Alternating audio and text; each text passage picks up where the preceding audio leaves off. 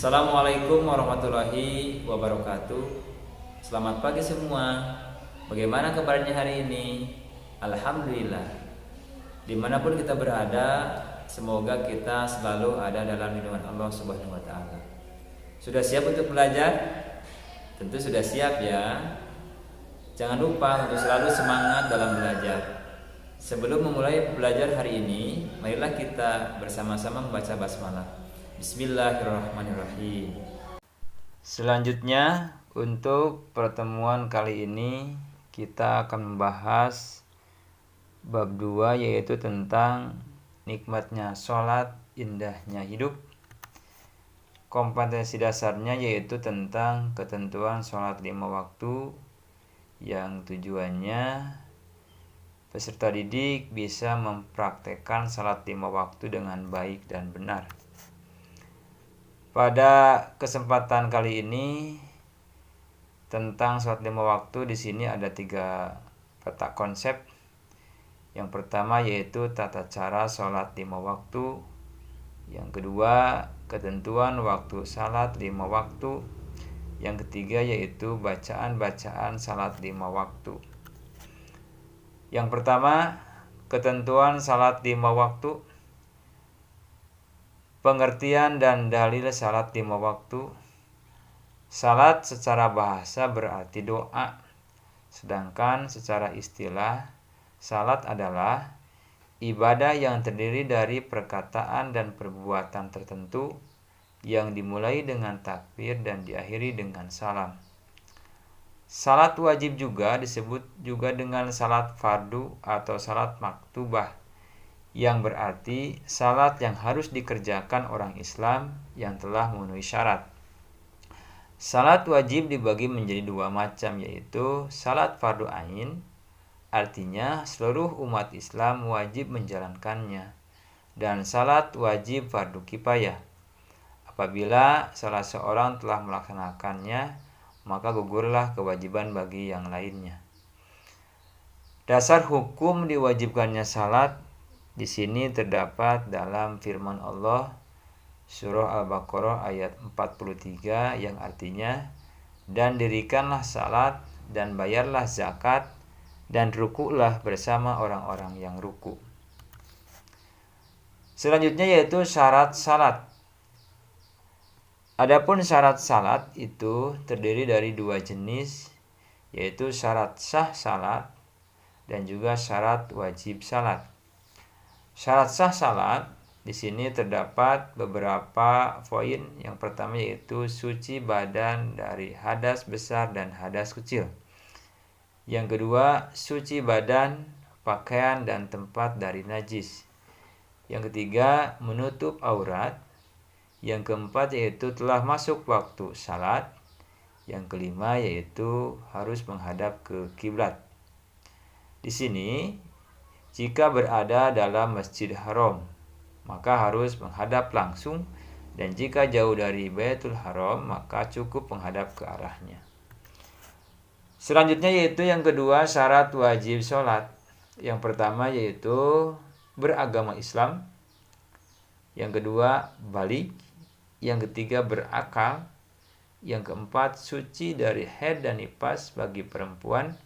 Yang kelima, telah sampai dakwah kepadanya. Dan yang terakhir yaitu terjaga tidak sedang tidur. Selanjutnya, sunnah sholat. Sunnah sholat merupakan ucapan atau gerakan yang dilaksanakan dalam salat selain rukun salat. Di sini, sunnah-sunnah salat dibagi menjadi 2 macam, yaitu ada sunnah ab'ad dan juga ada sunnah hayat. Apa itu sunnah ab'ad? Sunnah ab'ad adalah amalan sunnah dalam salat yang apabila terlupakan harus diganti dengan sujud sahwi.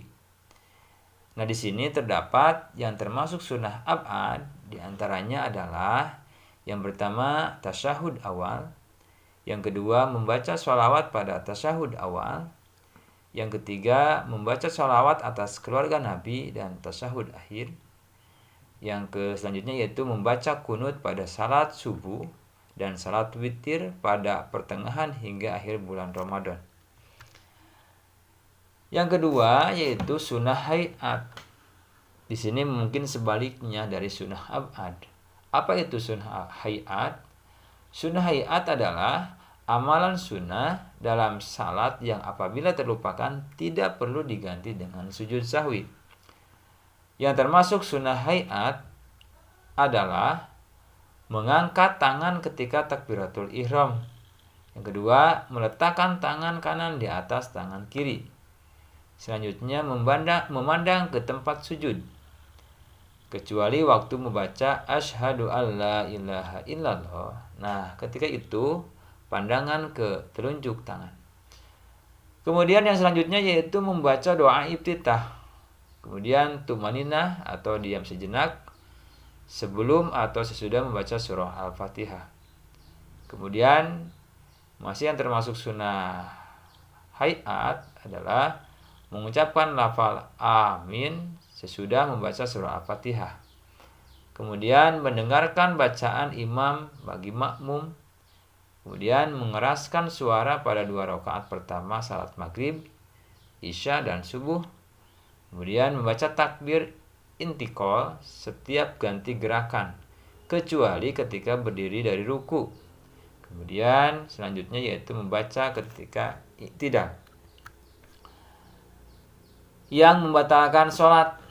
Adapun yang membatalkan sholat diantaranya yaitu yang pertama berbicara dengan sengaja, tertawa, berhadas besar maupun hadas kecil, terbuka auratnya, kemudian merubah niat, membelakangi kiblat, makan dan minum, selanjutnya murtad, kemudian meninggalkan salah satu rukun salat dengan sengaja, kemudian bergerak dengan sebanyak 3 kali gerakan atau lebih berturut-turut. Kemudian rukun dan syarat sholat. Tentang rukun salat ini dirumuskan menjadi 13 macam atau 13 perkara. Yang pertama yaitu adanya niat, kemudian berdiri bagi yang berkuasa atau yang mampu. Jika tidak dapat berdiri maka boleh dengan duduk, dan jika tidak dapat duduk boleh dengan berbaring. Yang selanjutnya yaitu takbiratul ihram, yaitu membaca Allahu Akbar. Kemudian membaca surah Al-Fatihah, ruku dan tumanina, kemudian iktidal dengan tumanina. Yang ketujuh yaitu sujud 2 kali dengan tumanina. Kemudian yang ke-8, duduk antara 2 sujud dengan tumanina. Artinya bangun kembali setelah sujud yang pertama untuk duduk sebentar, sementara menanti sujud yang kedua.